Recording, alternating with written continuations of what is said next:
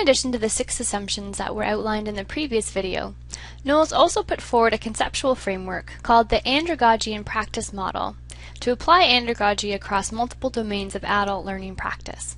This video will provide an overview of Knowles' Andragogy and Practice Model. During this video, please reflect on the following analysis questions. How does Knowles differentiate between a content model and a process model? What is the purpose of Knowles' Andragogy and Practice Model? What are the 3 dimensions for understanding adult learning situations according to Knowles' model? What are the 8 process elements of the Andragogy and Practice Model? And how does the Andragogy and Practice Model compare to a pedagogical model? Knowles defines his Andragogy and Practice Model as a process model, in contrast to the content models that are employed by most traditional educators. A content model decides in advance what knowledge or skills need to be transmitted, arranges the content into logical units, selects the means for transmitting this content, and then develops a plan for presenting the content in some sort of sequence. In contrast, a process model prepares in advance a set of procedures for involving the learners in the learning process.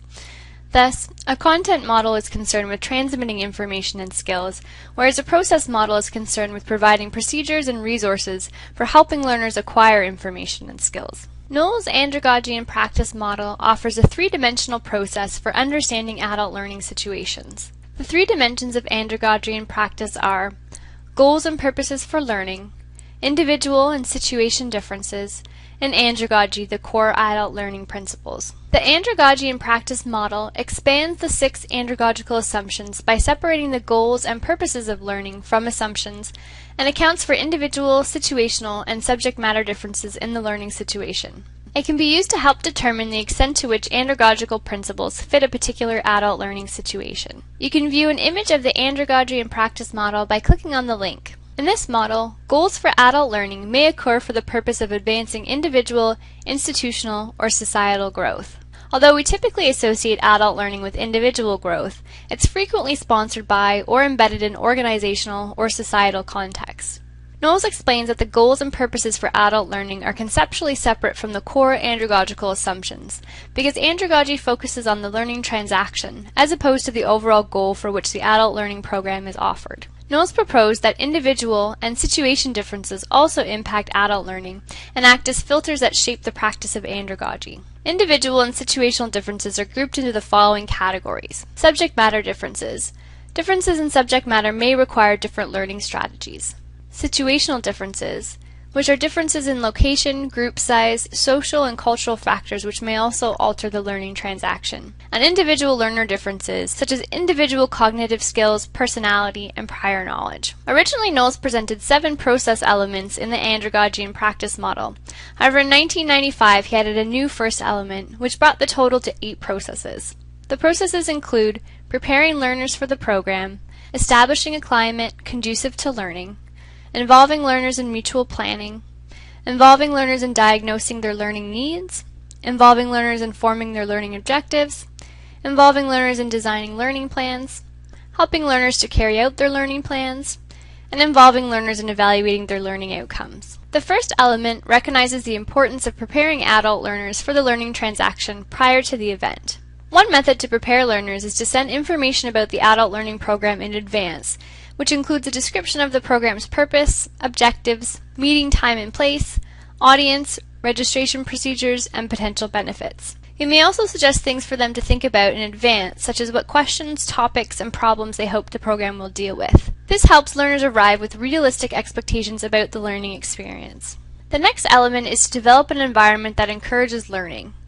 The environment includes 3 elements. The physical environment consists of the classroom itself. Some things to consider when setting the physical climate are temperature, ventilation, comfortable chairs, adequate lighting, etc. The human environment should also foster an atmosphere of respect and trust where adults feel accepted and supported. And finally, the organizational environment should be such that policies and procedures of the organization encourage learning. According to Knowles, adult learners should be involved in mutual planning of learning experiences, as it helps to increase commitment to learning. When the number of students is small enough, they can be involved in the planning directly.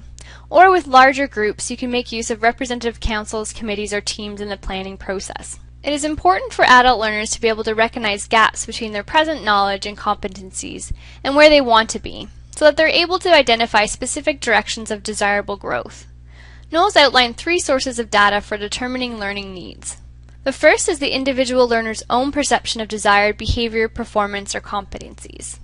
The second is organizational perceptions of desired performance, and the last one is social perceptions of desired performance or competencies. According to Knowles, the adult learner and facilitator should both be involved in developing learning objectives through a mutual negotiation process. Shared learning plan design is the next element in Knowles' model, and adult learners can assist in designing the learning plan by pinpointing available resources and defining learning strategies. Given the adult's self-concept and self-directivity, Knowles treats the learning-teaching transaction as a mutual responsibility of the learners and the teacher. The teacher's role is redefined as that of a facilitator or a guide. According to Knowles, adult learners should also be involved in the evaluation of learning, and he suggests 5 types of evaluation. Reaction evaluation, which is the ongoing evaluation during the program. Learning evaluation, which requires gathering data about learning objectives achieved. Behavior evaluation, which includes gathering data about actual changes and what the learner does after the learning experience as to compare to what they did before. Results evaluation, which involves determining whether the adult learning experience made a difference.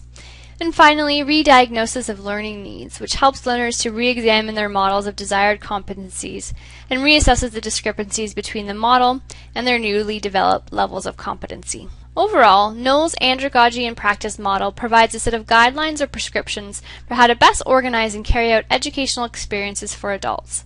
The following table provides a comparison between the andragogical and pedagogical approach. In terms of preparing learners, the andragogical approach recommends providing information, developing realistic expectations, and having them begin to think about the content. From a pedagogical approach, there's minimal preparation for learners.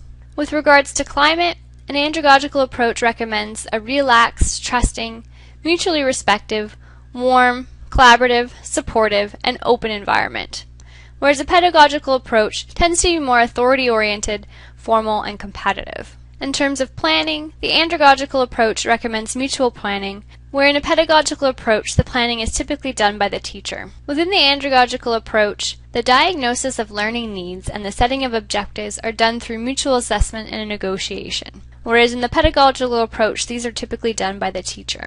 In terms of designing learning plans, in the andragogical approach they're usually sequenced by readiness and problem units, whereas in the pedagogical approach they're focused on the subject matter and content units. With regard to learning activities, an andragogical approach recommends experiential techniques, and the pedagogical approach typically uses transmittal techniques. And finally, with regards to evaluation, the andragogical approach recommends a mutual re-diagnosis of needs and measurement of program, and again, in the pedagogical approach, this is typically done by the teacher. Please reflect on the following synthesis questions. Why is there a need to separate and distinguish goals and purposes and individual and situational differences from Knowles' 6 andragogical assumptions? How do the 3 dimensions proposed by Knowles help to explain adult learning situations? How can the 8 process elements of the Andragogy and practice model be used to design an adult learning experience? And what do you think are the benefits of using a model such as Knowles' Andragogy and practice model for designing adult learning experiences?